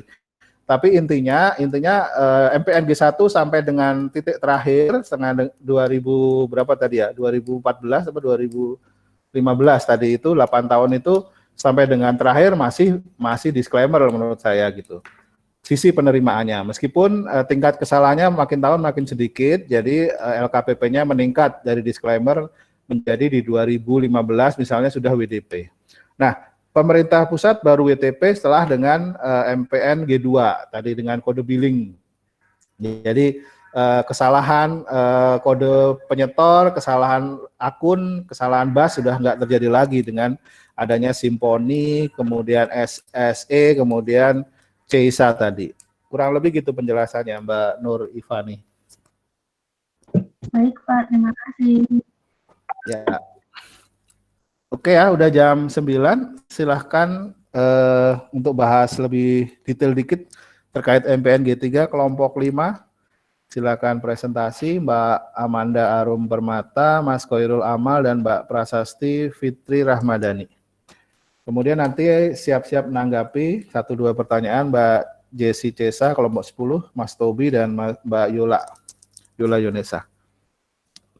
Silahkan kelompok 5 share screen. Izin share screen Pak. Silakan Mbak Prasasti.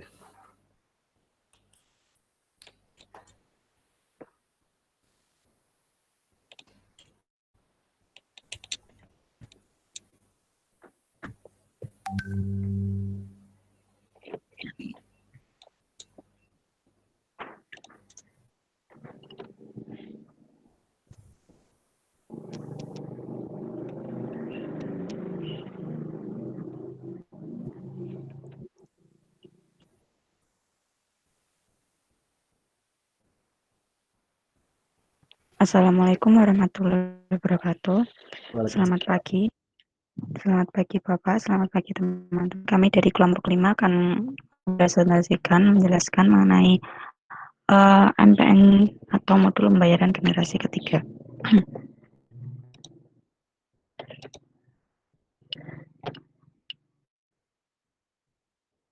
Apakah sudah terlihat? Sudah terlihat, tapi kayaknya nggak full screen ya. Ya, tapi udah kelihatan. Nggak apa-apa.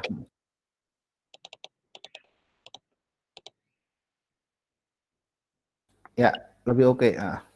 Silahkan lanjut. Yang selanjutnya akan dijelaskan oleh rekan kami. Kepada Harun kami persilahkan. Ya, makasih Sasti. Jadi yang pertama itu ada definisi dari modul penerimaan negara G3 atau MPN G3. Jadi MPN G3 itu metode pembayaran penerimaan negara. Penerimaan negara itu kan bisa dari pajak, PNBP, atau bea cukai gitu kan. Nah, jadi MPN G3 ini tuh metode pembayaran yang menggunakan berdasarkan kode billing yang diperoleh nasabah dari DJP, DJA, atau DJWC. Terus MPN G3 ini tuh baru diresmikan tahun lalu pada tanggal 23 Agustus 2019 oleh Menteri Keuangan. Next.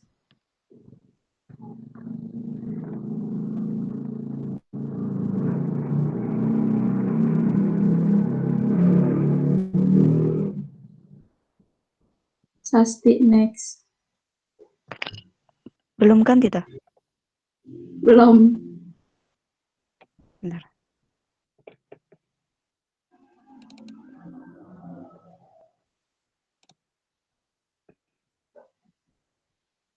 Terus dasar hukum dari MPN G3 ini apa sih? Yang pertama itu ada Undang-Undang Nomor 1 Tahun 2004 tentang Perbendaharaan Negara. Terus yang kedua itu ada Peraturan Pemerintah Nomor 39 Tahun 2007 tentang Pengelolaan Uang Negara ke Daerah. Terus yang nomor 3 ada Peraturan Menteri Keuangan Nomor 32/PMK 05/2014 tentang Sistem Penerimaan Negara secara elektronik. Sebagaimana diubah terakhir dengan Peraturan Menteri Keuangan Nomor 202/PMK 05/2018. Next.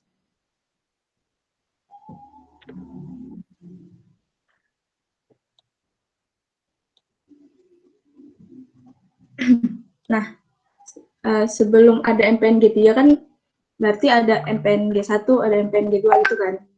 Jadi keunggulan MPN G3 dibandingin yang generasi sebelumnya itu apa sih? Yang pertama itu ada pemutahiran infrastruktur. Jadi di MPN G2 itu transaksinya 60 transaksi per second aja. Sedangkan biller itu membutuhkan lebih dari 600 transaksi per second, sehingga MPN G2 ini sehingga MPN G3 ini ditingkatkan transaksinya jadi 1000 transaksi per second. Terus yang kedua itu ada lembaga persepsi lainnya. Kalau di MPN G2, lembaga yang menerima itu cuman dari bank atau pos aja. Nah, terus di MPN G3 ini tuh ditambah nih lembaganya. Jadi ada e-commerce vintage gitu. Nah, e-commerce-nya seingat saya tuh ada Tokopedia sama Bukalapak. Jadi bisa bayar, jadi penerimaan negara tuh bisa dari Tokopedia sama Bukalapak itu. Terus yang ketiga tuh ada sistem single sign-on.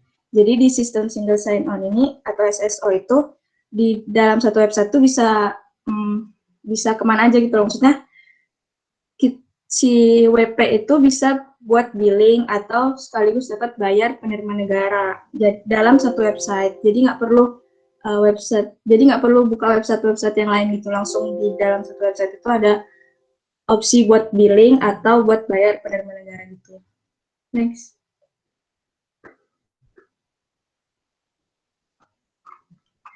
Nah, terus selanjutnya itu ada manfaat adanya lembaga persepsi lainnya.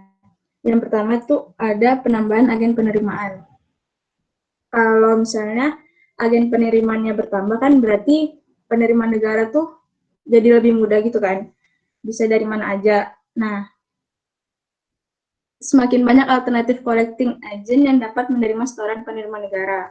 Terus yang kedua itu akses layanan 24/7. Jadi penyetoran negara itu dapat dilakukan kapanpun dan dimanapun 24 jam dalam 7 hari. Terus yang ketiga, ada mendorong cashless payment. Nah, kalau misalnya kita nyetor penerimaan negara dari bank atau pos, berarti kita kan bawa uang tunai gitu kan. Kalau bawa uang tunai, resiko buat kehilangannya lebih besar kan, sehingga di G3 ini tuh manfaatnya tuh ada buat mendorong cashless payment, sehingga resiko buat kehilangannya tuh jadi lebih rendah gitu. Terus yang keempat ada tarif imbalan jasa lebih murah. Seperti kayak yang Bapak tadi bilang, kalau misalnya di lembaga lainnya itu kan 2.000 lebih murah daripada bank atau pos gitu kan. Kalau bank atau pos dapatnya imbalannya itu 6.500. Nah, kalau di lembaga lainnya tuh dia cuma 2.000 gitu. Next. Selanjutnya akan dijelaskan oleh teman saya Sasti. Terima kasih Arum. Yang selanjutnya berikut merupakan alur penerimaan negara melalui MPN generasi ketiga. Secara garis besar, penerimaan di sini masih sama seperti MPN generasi kedua.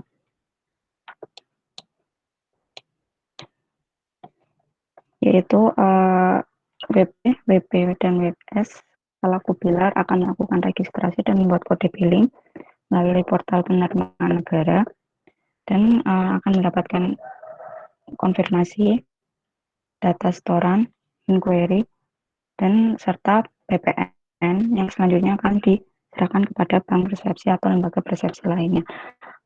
Disinilah letak perbedaan antara MPN G3 dengan MPN G2, yaitu adanya lembaga persepsi lainnya seperti fintech, Bukalapak tadi, serta Tokopedia tadi.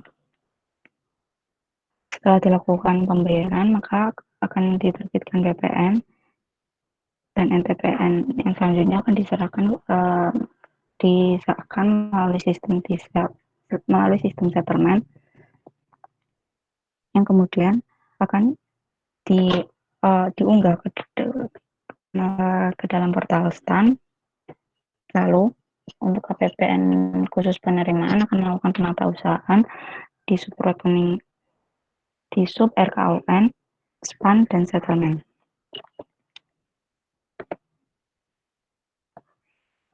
Berikut merupakan alur pelimpahan dan pelaporan.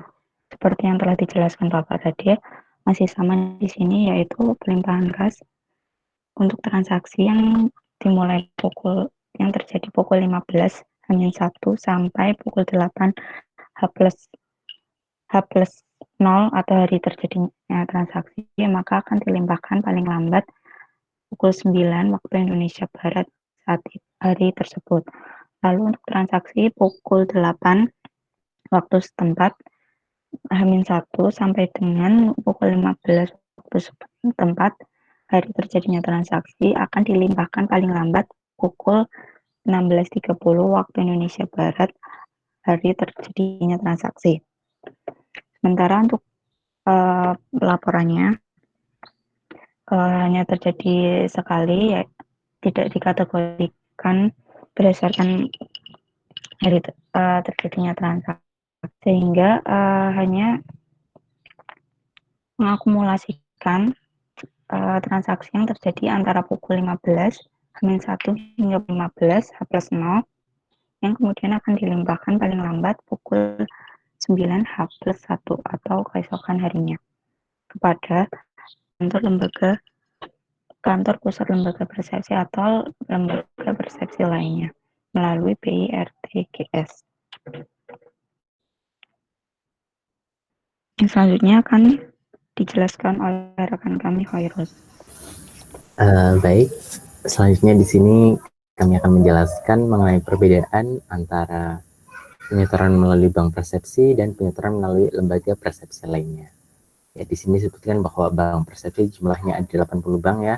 Kalau misalnya lembaga persepsi lainnya itu saat ini baru ada 3, yaitu tadi Bukalapak, Tokopedia, dan Finet Indonesia. Perbedaan yang pertama yaitu mengenai rekening penerimaan. Jadi untuk bank persepsi ini, rekening penerimaan dibuka pada bank persepsi oleh KPPNKP, yang mana KPPNKP merupakan pemilik daripada rekening. Kemudian, bank persepsi ini menampung dan melimpahkan penerimaan negara setiap hari melalui BI RTGS. Sedangkan pada lembaga persepsi lainnya, sebagaimana halnya sama dengan pos persepsi, bahwa LPL ini dibuka oleh KPPNKP dengan istilah rekening yang dipersamakan dengan rekening penerimaan. Kemudian mencatat secara real time penerimaan negara setiap hari. Dan yang ketiga yaitu menggunakan rekening di bank serta RTGS untuk menampung dan melimpahkan penerimaan negara. Rekening ini dibuka oleh LPL sebagai pemilik rekening. Next. Ya, selanjutnya perbedaan berikutnya yaitu mengenai channel pembayaran. Kalau misalnya di bank persepsi, channel pembayaran itu dapat melalui over the counter atau teller dan proprietary channel. Proprietary channel ini semacam layanan yang disediakan oleh bank untuk kemudahan bagi masing-masing nasabahnya. Kemudian ya bentuknya itu bisa dalam bentuk ATM, EDC, debit atau credit card tadi, internet banking, dan juga mobile banking. Sedangkan apabila melalui lembaga persepsi lainnya, dapat melalui share delivery channel multibank, itu bank transfer, virtual account, direct debit and credit card, atau e-money. Perbedaan selanjutnya yaitu mengenai mekanisme pemindah bukuan. Apabila melalui bank persepsi, pemindah bukuan melalui overbooking pada bank yang bersangkutan. Sedangkan apabila melalui LPL, mekanisme pemindahan bukuannya itu seperti mekanisme transfer antar bank seperti biasa. Kemudian perbedaan selanjutnya itu mengenai kantor cabang atau loket. Ya, seperti yang kita tahu ya, kalau misalnya melalui bank persepsi itu memiliki kantor cabang atau loket. Kalau misalnya kantor pos biasanya itu ada juga tersedia di masing-masing KPP. Jadi di KPP itu ada bilik khusus posnya gitu. Nah, kemudian dilakukan monef terhadap jam buka atau tutup kantor cabang atau loket. Seperti yang dijelaskan Mbak Sasti tadi, jam pelayanannya antara jam 8 sampai jam 15. Kemudian adanya konsekuensi denda terhadap pelanggaran jam buka atau tutup loket. Sedangkan apabila pada lembaga persepsi lainnya belum tentu memiliki kantor cabang atau loket, LPL berupa retailer dapat memiliki kantor cabang atau loket. Ya, jadi seperti kita tahu bahwasanya Bukalapak, Tokopedia itu kan semuanya sudah dapat kita akses melalui handphone kita masing-masing begitu. Jadi tidak memerlukan adanya kantor cabang atau loket. Next. Ya, selanjutnya tentang imbalan jasa pelayanan. Tadi juga sudah beberapa kali disinggung bahwasannya apabila melalui bank persepsi, biayanya itu 5.000 per transaksi yang berdasarkan transaksi yang telah berhasil divalidasi dengan NTB dan NTPN. 5.000 ini tentunya dapat bervariasi ya, mengikuti bank masing-masing. Nah, sedangkan apabila melalui LPL, biayanya itu hanya 2.000 saja per transaksi yang sudah divalidasi dengan NTL dan NTPN. Jadi harapannya dengan biaya administrasi yang lebih mudah, para wajib pajak, wajib setor ini lebih giat lagi untuk membayarkan pajaknya seperti itu. Dan kemudian perbedaan yang terakhir antara bank persepsi dengan LPL yaitu mengenai ini, nomor bukti transaksi penyetoran dapat berupa NTB kalau misalnya di bank persepsi, dan apabila di LPL ini nomor buktinya berupa nomor transaksi lembaga persepsi lainnya atau NTL. Next, selanjutnya akan ditambahkan video sedikit mengenai MPN ketiga.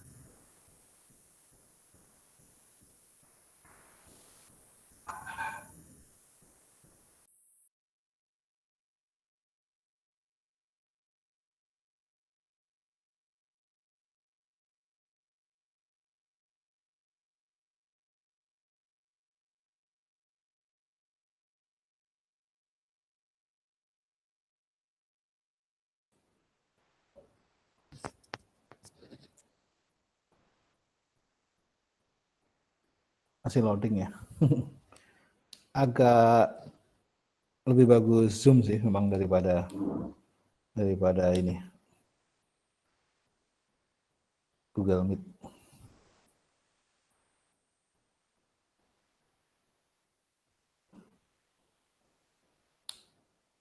Kalau di Zoom servernya berbagi, tapi kalau di Google Meet servernya di Google Meet-nya, jadi berat ya. Atau Mbak Sasti bisa minta di matiin dulu share screen-nya, nanti saya share coba. Mau dicoba? Oh ya.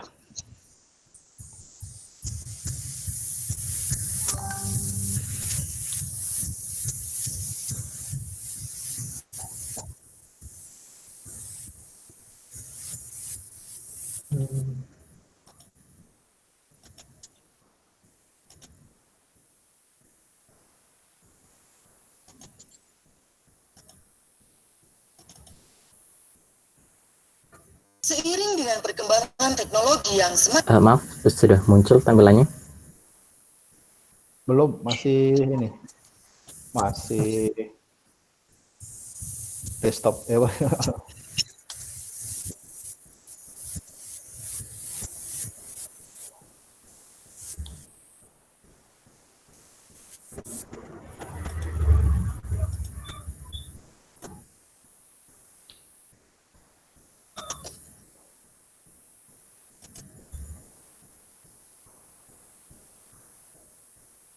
Kalau ini sudah muncul, Pak?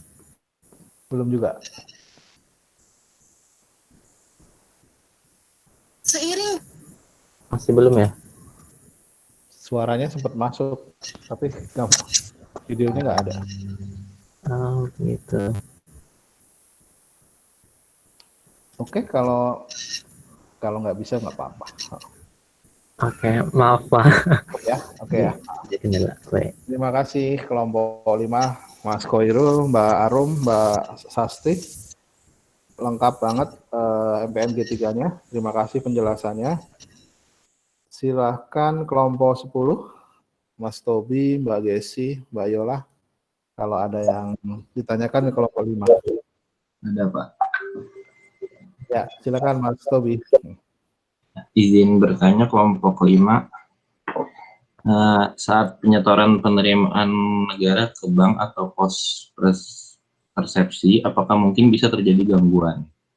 Nah, kalau bisa, bagaimana cara penyelesaiannya? Ya, terima kasih. Terima kasih, bagus pertanyaannya Mas Tobi. Silakan kelompok 5 ditanggapi.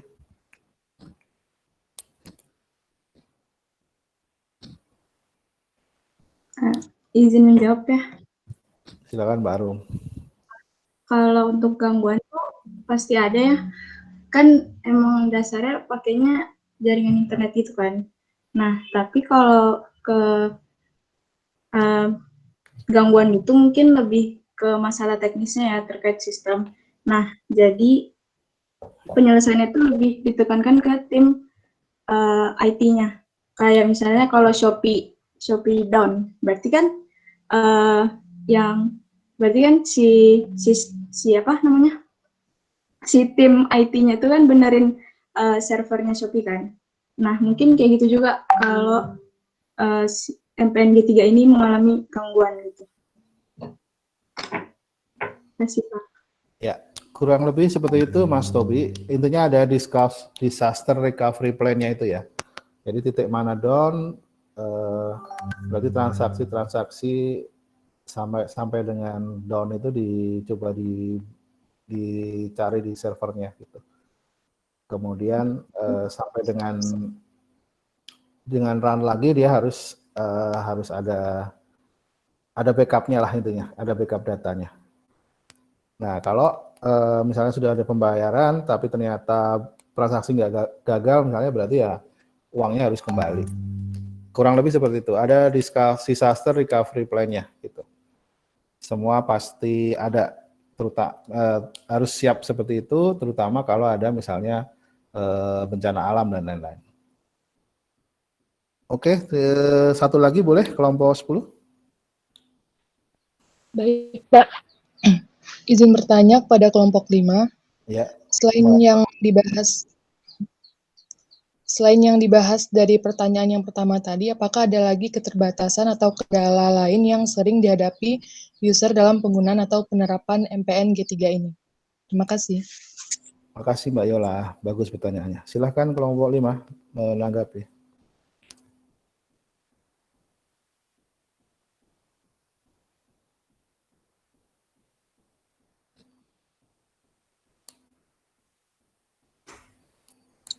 Izin menanggapi Pak, untuk pertanyaan dari Mbak Yola,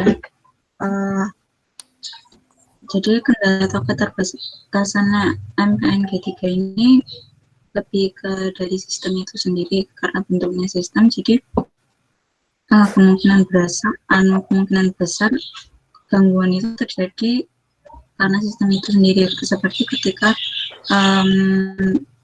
terjadi transaksi lebih dari 1000 transaksi TPS, maka servernya tersebut akan mengalami gangguan seperti yang tadi telah dijelaskan, atau dari eksternal itu ada ketika jaringan internet yang digunakan di daerah tersebut kurang stabil. Selain itu ada juga gangguan tersebut berasal dari user itu sendiri, ketika user kurang pelatihan sehingga sistem tersebut tidak dapat dimanfaatkan secara maksimal. Kurang lebih seperti itu, Pak. Ya, terima kasih Mbak Sasti. Menurut saya udah pas jawabannya ya. Yang pertama, yang pasti yang sering terjadi kalau di pajak itu di saat deadline itu orang mengakses bersamaan. Kayak SPT ya, SPT deadline-nya 30 April misalnya. Orang semua itu ngaksesnya di tanggal itu juga gitu. Jadi meskipun udah di upsize sampai 1000 transaksi per second, karena jutaan orang mengakses di tanggal yang sama ya kadang-kadang sampai down kan. Makanya sering banget misalnya pengisian SPT diperpanjang kayak gitu. Jadi memang perilaku masyarakat kita yang suka membayar di akhir waktu lah ya, di deadline itu bikin server yang udah digedein kapasitasnya bisa jadi masih down juga gitu, karena aksesnya di waktu bersamaan. Padahal kalau bayarnya rata ya nggak ada masalah sebenarnya. Kemudian ya kalau di Indonesia jaringan pastinya masih banyak yang spot-spot yang 3G, 4G-nya juga sudah 80%-an sih kalau nggak salah ya, tapi masih ada yang 3G. Jadi masih mungkin ada sedikit-sedikit kendala. Mungkin itu sih jawabannya sudah proper, sudah tepat Mbak Arum, terima kasih. 925 cukup ya, kita cukupkan saja 2 tanggapan. Setengah jam terakhir kita latihan soal, biar kita familiar. Kalau nanti UTS-nya kemungkinan ujian lagi sih, bukan bikin paper. Jadi kita latihan mengerjakan soal pilihan ganda dan esai. Kemarin pilihan ganda cukup banyak, saya belum ngecek. Moga-moga sih bagus-bagus semua ya. Kayaknya kita udah kuisnya juga bagus-bagus, kemudian tiap pertemuan ada review tes, semoga nggak ada masalah dengan UTS-nya. Saya janji Sabtu minggu ini akan saya koreksi, kemudian nanti Rabu saya sampaikan hasilnya ke teman-teman. Baik, untuk pertemuan hari ini kita cukupkan. Terima kasih atensi, perhatian, semangat teman-teman, meskipun PJJ, semangat diskusinya jalan. Mohon maaf di awal-awal tadi saya ada kendala, sampai sekarang pun sebenarnya masih ada kendala sound system. Nanti setelah ini saya coba perbaiki. Terima kasih. Kita akhiri sesi 1 dan 2, kita pindah ke Google Classroom. Kita tutup sesi kedua ini. Billahi taufik wal hidayah. Wassalamualaikum warahmatullahi wabarakatuh. Kita lanjut ke review tes. Terima kasih teman-teman. Terima kasih Pak. Saya tutup ya.